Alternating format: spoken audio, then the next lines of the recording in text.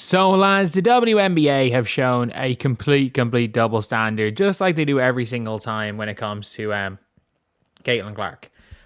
We saw last year, didn't matter who it was, they all got their awards in person, except for Caitlin. Let's not forget, Caitlin Clark was the award that got leaked early. The WNBPA leaked that Caitlin Clark won Rookie of the Year before it was announced publicly. Like, the Fever literally they'd already been knocked out, or they'd already been knocked out by the time it was announced publicly, and the WNBPA leaked it. But last year, this is what happened. The team got told. Kathy Engelbert is on speaker. She is on speaker to tell Caitlin Clark she is Rookie of the Year. She gets on speaker. Kathy Engelbert this year goes on set and is literally out there surprising Paige Bueckers with the award. So, and my whole thing with this is that it's one thing if, it's one thing to show preference, but they make it really obvious. Like, they make it really, really, really, really obvious. Like, again, we've seen it with some of the records. Like, the ESPN were talking about Paige Bueckers' record chasing. They were talking about her record chasing. Fastest to reach 500 points in 50 dimes. But that's only if you take into account load management. Like, I kid you not, like 90% of the Paige Bueckers records, it's fastest in total games. Not fastest in, percentage of a season, because she load managed a bunch of games.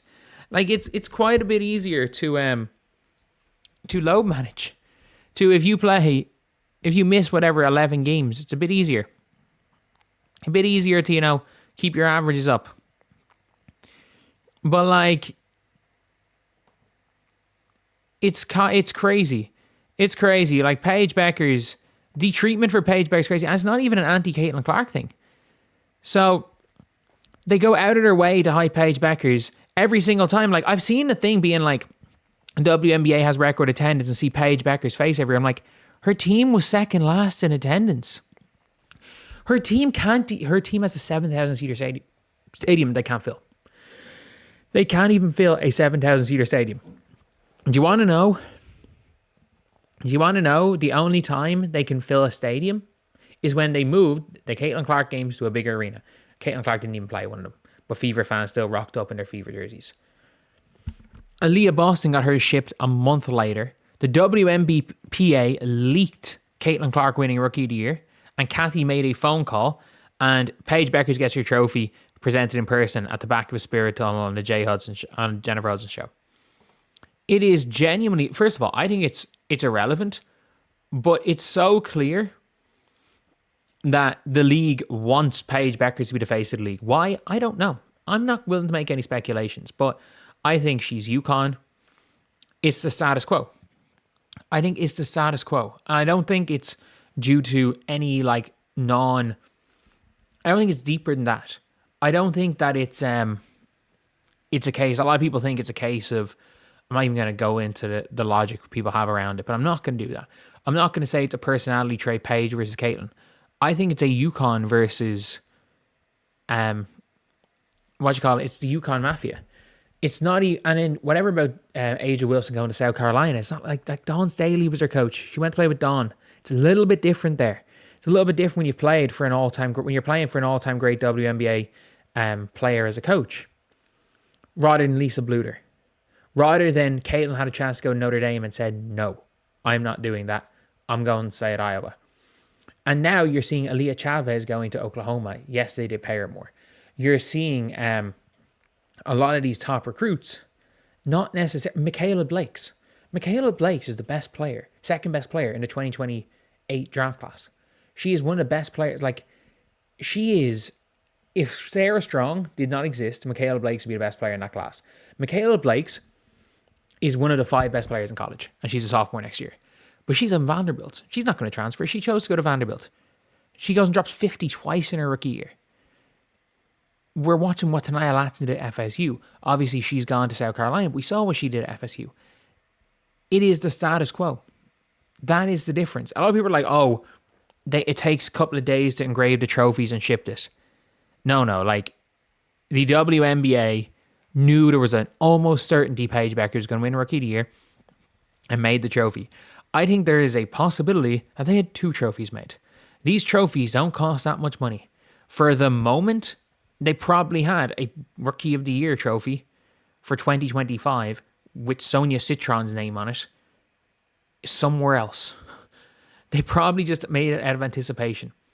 And probably a Sonia Citron one ready as well. All this weird conspiracy fanfics is weird because let's be real, when the Premier League happens, it's not like they don't have trophy. They can have sometimes, if it's down to the last day, the trophy in 2 different stadiums.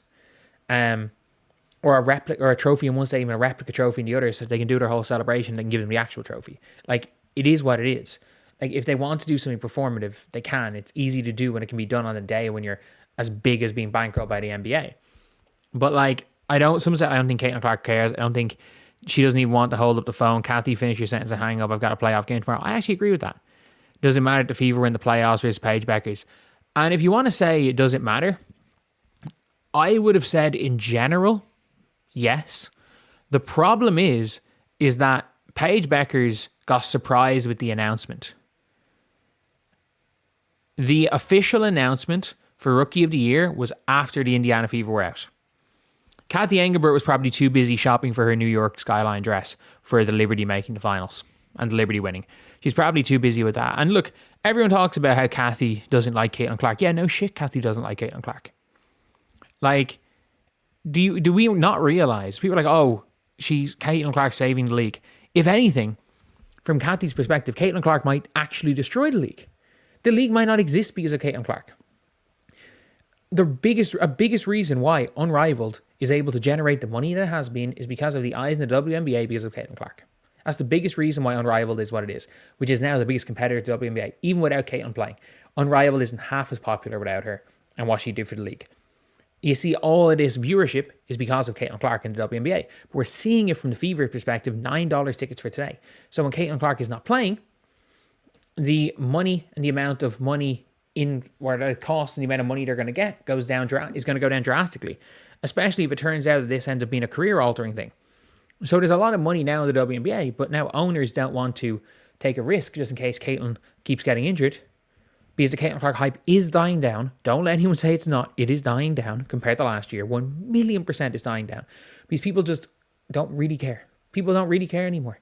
It's been an entire season. People are bored. There's now other sports. The NFL's back. The Caitlin Clark hype is dying.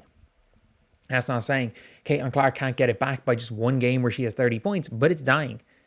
The hype is dying. The anticipation is dying. It's been realistically a year without seeing Caitlin Clark properly playing. The hype is dying. We know it is. We can be honest. It's dying. It's not like it's dead. It's not like the WNBA is in the worst position it was before, but the WNBA is going to come back down to earth. It's going to come back down to earth, including Fever games. They're not going to be the biggest tickets in town. That's not going to be the place to be anymore. That Caitlin mania is over. I'm not saying Caitlin's not hyped. I'm not saying Caitlin's not the biggest player in this league. I'm not saying Caitlin's not responsible for 99% of the growth of this league. I'm saying the mania is over.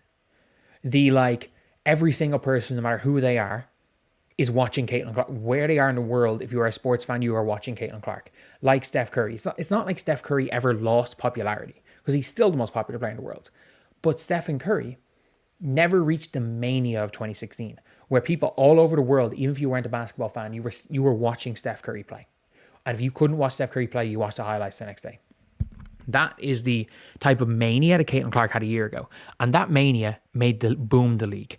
And the players want to see some of that money, whereas the owners are like, well, this isn't sustainable. We don't want to give you money based on this when this isn't sustainable. So if nothing else, Caitlin is literally a big reason why the league is looking likely to go into lockout. And then there's Unrivaled, which boomed as well because of that mania. and suddenly the players are more likely to back out. Caitlin 1,000,000% is a reason for a lockout if it happens. There's no reason why Kathy would like Caitlin Clark. Paige Bueckers is great. You know, she went to UConn. She's the status quo. She's a damn good basketball player. Not quite Caitlin level, but a damn good player. And she also doesn't ruffle any feathers. Nobody gives a damn. She can't even fill up home stadiums. No one wants to watch her play, but she's a highlight machine. She'll go and occasionally pull off some crazy move that will make you forget about the fact that she passed up on 3 open drives to kick the ball to Grace Berger, who shoots 16% from 3. So anyway, yeah, that's the video. Complete difference in how they're treated, but we know it. At the end of the day, Caitlin Clark does not like Kathy Engelbert. It's clear with any interactions with Caitlin and Kathy. This Indiana Fever team does not like Kathy Engelbert. You can see it. You can see it in their celebrations. The only time they mentioned Kathy was asking for more money from her. Like, they don't like her. She doesn't like them. This is a team that is not anti-establishment necessarily, but they know the league doesn't like them. They know they're ruffling feathers. They know who they are. They know they're the biggest team. And at the end of the day, they know with the way they're ref, they know everything. They know that this commissioner doesn't like them. They don't like the commissioner. Same from Caitlin. At the end of the day, it is what it is. This shouldn't be happening for the league, but it is, because it's the pettiest fucking sports league in history. Anyway, I'll see you guys.